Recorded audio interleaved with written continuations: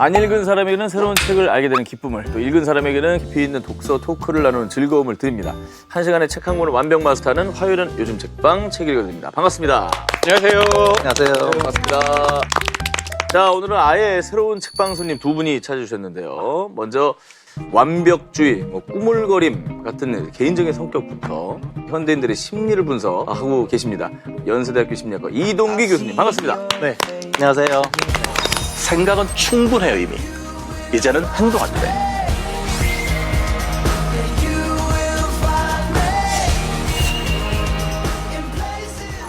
사람들이 꾸물거리는 심리를 연구를 하셨다고 했잖아요. 네네. 근데 흔히들 여러분들 어떤지 모르겠는데 전 그렇거든요. 그 마감 기한까지 일을 미루다가 그렇지.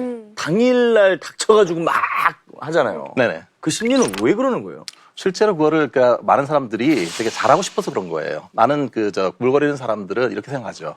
나는 참 게을러. 네. 생각하는데 사실 게으른 게 아니라 뭔가를 너무 잘하고 싶은 사람들이 사실 마감 기한까지 미루는 경향이 있고 또 그중에는 이제 일부는 너무 실패할까봐 두려워하는 사람들도 있어요. 이런 네. 사람들을 영어로 크라이시스 메이커라고 해요. 위기가 닥치면 훨씬 더 능력을 더 발휘하는 거죠. 초인적인 힘이 나오거든요. 진짜. 근데 저 그 창작하는 사람들도 네네. 뭐 곡 의뢰를 받았다. 그러면은 한 달은 주셔야죠. 나 어차피 마지막 달 전날 쓰거든요. 근데 그게 또 재밌는 게 뭐냐면 그렇다고 그럼 한 달에 30곡을 쓸 수 있느냐 하면 그건 또 아니에요. 그러니까 29일 동안의 꾸물거림이 저는 항상 굉장히 중요하다고 생각해요. 실제로 많은 분들이 저렇게 얘기를 해요. 나는 놀고 있는 게 아니야. 자기 변명이죠. 실제로 걸을 때도 생각하고 있다. 그렇기 때문에 마지막 순간은 뭐라도 할 수 있다. 예. 그러니까 마음만 먹으면 뭐든지 할 수 있을 것 같다. 이 말이 가장 전형적인 말이에요. 맞네. 자, 이분도 아주 재밌는 얘기를 많이 전해줄 것 같아요. 사회 현상이 각 연령 또 세대에게 어떤 영향을 끼치는지, 각 세대는 어떤 특징을 또 갖고 있는지 사회를 또 분석을 다 해주시는 대한민국 대표 세대 연구자 서강대학교 사회학과 전상진 교수님, 반갑습니다. 안녕하세요. 반갑습니다. 세대 전쟁의 핵심은 젊은이들, 아이들은 줄어들고 노인들은 많아진다라고.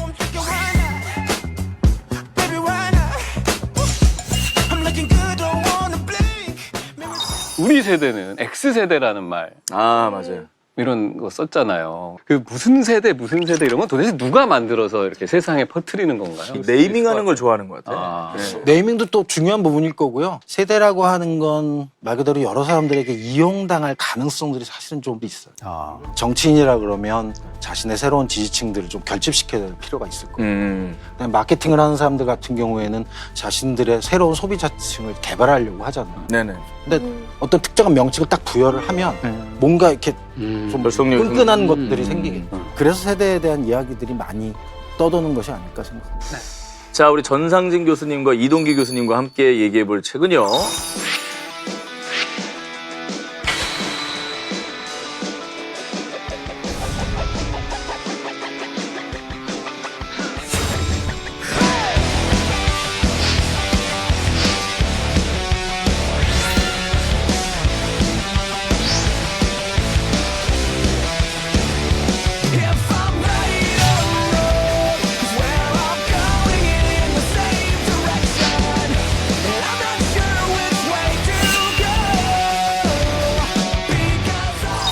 호밀밭의 파수꾼입니다.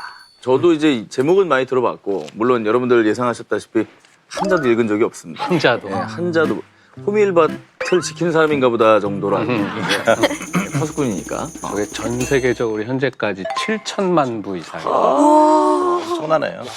51년에 출판됐다고 하죠. 그러면 매력이 있나 봐요. 사실은 많은 미국의 그 공립학교에서 오랜 기간 동안 금서였고 아직도 이 책이 금서 목록에 올라 있는 학교가 미국에 현재에도 존재한답니다. 정말. 네. 왜냐하면 이게 50년대 초반에 나왔는데 이 주인공이 10대 학생이에요. 우리 지방 고등학생쯤 된. 이 친구가 결국은 학교에 반항하고 세상 모든 걸 거부하면서 자기가 독백을 누구한테 들려주듯이 써내려 가는데 이게 원문이 거의 욕이 한 페이지에 서너 번씩 막 나와요. 그러니까 그 당시로서는 이런 책에 실리면 굉장히 모두가 부들부들 떨만한 표현들이. 그러니까 정말 어떤 데서는 그 미국의 선생님들이 이 학생들하고 이 책을 읽고 나서 해직됐다고 해요, 실제로. 해고당했다는 거죠. 어머. 그 당시 하지 말아야 할 일을 했다는 그 이유 때문에. 그럼에도 불구하고 여러 가지 그 안에 표현 자체는 되게 어떤 때는 뭐 외설적이고 상당히 욕설도 담겨 있지만 그 안에 그 깃든 정신 자체는 상당히 순수성을 추구하고 다시 휴머니로 돌아간다는 느낌이 청소년 상담을 했을 경우에 그들이 와서 저희에게 얘기하는 것과 상당히 비슷한 느낌을 받으면서 되게 즐겁게 빨려 들어가면서 읽은 그런 책입니다. 소희 씨가 그 미국에 있는 친구한테 미국에서 이 책이 얼마나 인기 있는지 직접 물어봤다면서요? 네, 이게 사실은 미국에서 좀 금서로 지정한 학교도 많다 그러고, 근데 친구가 좀 종교에 관련 학교를 다녀서 이 책이 금서이지 않을까 해서 좀 물어봤어요. 너도 이 책 혹시 못 읽었냐, 금서라서.